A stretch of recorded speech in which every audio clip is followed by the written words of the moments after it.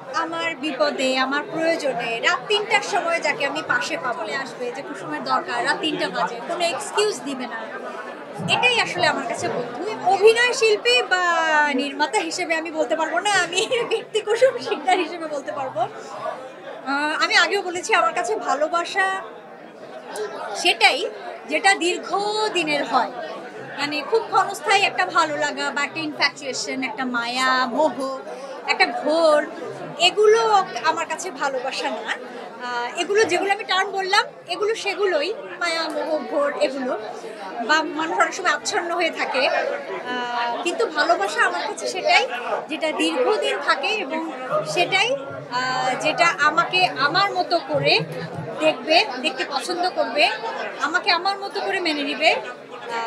এটাই আমার কাছে ভালোবাসা। সবিজের আর্টিস্টদের মধ্যে আসলে ভালোবাসাটা খুব হৃদ্যতাপূর্ণ হয় না, এরকম অনেক কি হয় না বুঝুন? সবিজের যারা আর্টিস্ট আছে হ্যাঁ। তাদের মধ্যে যে সম্পর্ক বা ভালোবাসাটা সেটা একটা কমার্শিয়ালি থাকে, সেটা হৃদ্যতাপূর্ণ হয় না।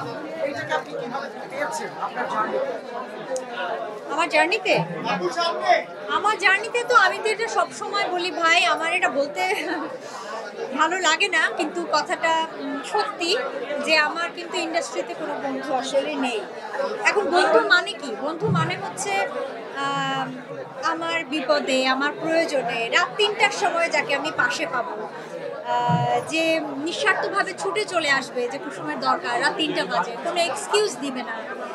এটাই আসলে আমার কাছে বন্ধু, এবং একইভাবে আমিও তার জন্য করতে পারবো, আমাকেও তো করতে পারতে হবে। তো এভাবে আমি আসলে কাউকে অনেক দিন ধরে, হ্যাঁ, একবার দুবার তিনবার পেয়েছি অবশ্যই, বা ১ মাস ৬ মাসের জন্য পেয়েছি, কিন্তু দীর্ঘ সময়ের জন্য আমি পাইনি।